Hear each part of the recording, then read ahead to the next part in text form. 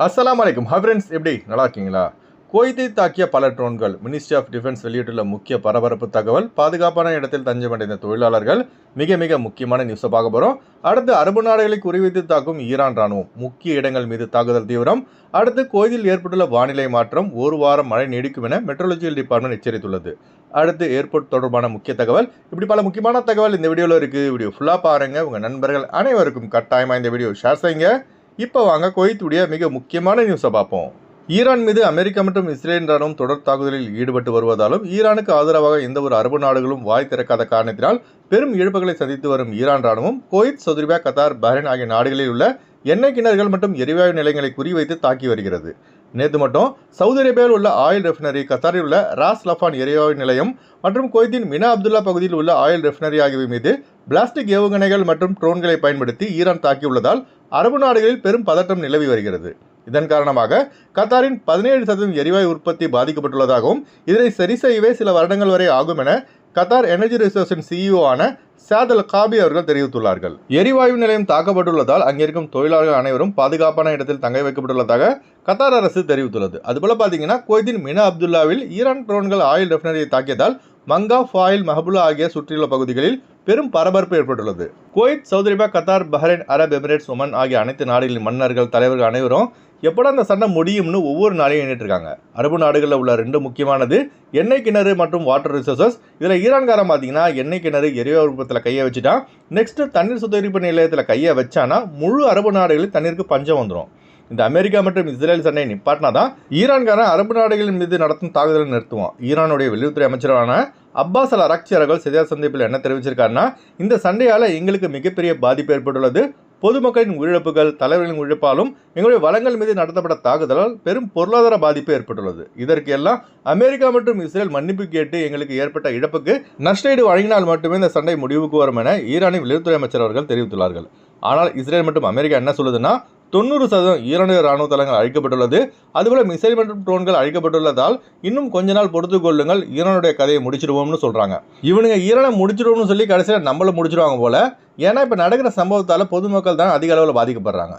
விரைவில் வளைகுடா சண்டை முடிவடைய பிரார்த்தனை செய்யுங்க. அடுத்த தகவல். இன்று குவைத், சவுதி அரேபியா மற்ற பிற உலக நாடுகளில் ரமலான் பண்டிகை கொண்டாடப்படுகிறது. தக்கபல் அல்லா வா மின்னா வா மின்கும். குவைத்திகள் மற்றும் வெளிநாட்டவர்களுக்கு குவைத் மன்னர் ஷேக் மிஷால் அஹமது ஜபர் சபா அவர்கள் பெருநாள் தினத்தை முன்னிட்டு வாழ்த்துக்களை தெரிவித்துள்ளார்கள். அதுபோல குவைத்தில் இப்போ பார்த்தீங்கன்னா வானிலை மாற்றம் ஏற்பட்டுள்ள காரணத்தினால் மணல் காற்று மற்றும் கனமழை பெய்து வருகிறது. இந்த மழையானது இந்த வாரம் முழுவதும் தொடர வாய்ப்புள்ளதாக மெட்ரோலஜிக்கல் டிபார்ட்மெண்ட் எச்சரித்துள்ளது. அதனால வாகன ஓட்டுநர்கள் அதிக எச்சரிக்கையாக வாகனம் ஓட்டுங்க. அடுத்த தகவல். கடந்த 24 மணி நேரத்தில் மட்டும் குவைத்தில் 18 ட்ரோன்கள் கண்டறியப்பட்டுள்ளது. இதில் 13 ட்ரோன்கள் இடைமறிக்கப்பட்டுள்ளதாகவும் 3 ட்ரோன்கள் மக்கள் நடமாடும் இடத்திற்கு வெளியே விழுந்ததாகவும் 2 ட்ரோன்கள் மினா அப்துல்லாவின் ஆயில் ரெஃபினரி மீது விழுந்துள்ளதாகவும் மினிஸ்ட்ரி ஆஃப் டிஃபென்ஸ் வெளியிட்டுள்ள செய்திக்குறிப்பில் தெரிவித்துள்ளது.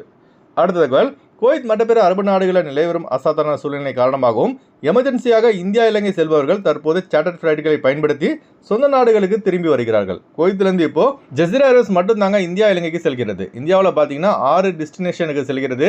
சென்னை, கொச்சின், பெங்களூர், ஹைதராபாத், மும்பை, டெல்லி ஆகிய நகரங்களுக்கு ஜசீரா ஏர்வேஸின் விமானம் செல்கிறது. அதுபோல ஊர்லேருந்து ரிட்டர்ன் குவைத் வருபவர்களும் ஜசீரா ஏர்வேஸை பயன்படுத்தி சவுதி அரேபியா வழியாக குவைத் வருகிறார்கள்.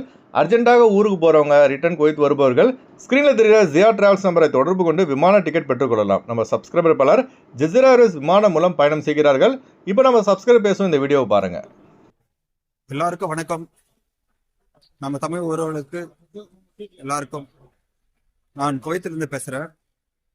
நான் குவைத்திலிருந்து சென்னைக்கு வரப்போகிறேன். அண்ணன் ஜியா டிராவல்ஸில் டிக்கெட் போட்டிருந்தேன். குவைத்திலேருந்து சவுதி வழியாக பஸ்ஸில் வரணும்.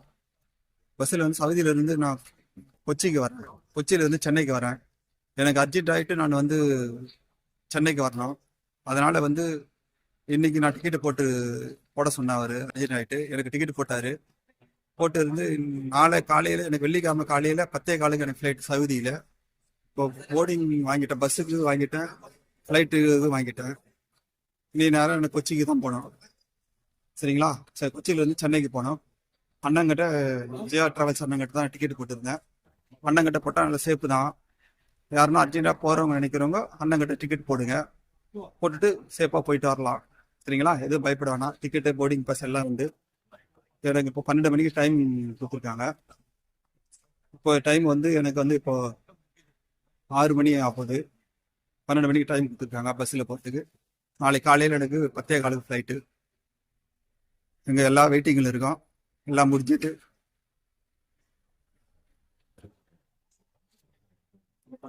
எல்லாரும் வெயிட்டிங்கில் இருக்கோம்.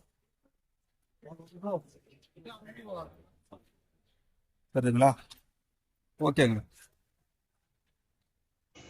அஸ்ஸலாமு அலைக்கும். ஓகே ஃப்ரெண்ட்ஸ், அர்ஜென்ட்டாக ஊருக்கு போகிறவங்க ஜியா ட்ராவல்ஸ் நம்பரை கான்டாக்ட் பண்ணுங்கள். இன்ஷா அல்லாஹ் சேஃப் அண்ட் செக்யூராக ஊர் வந்து சேரலாம். இந்த வீடியோ இதுமாதிரி ஷேர் செய்யுங்க. எப்போதும் இணைந்திருப்போம். உங்களின் ஒருவன் ஜியாவுதீன். அஸ்ஸலாமு அலைக்கும்.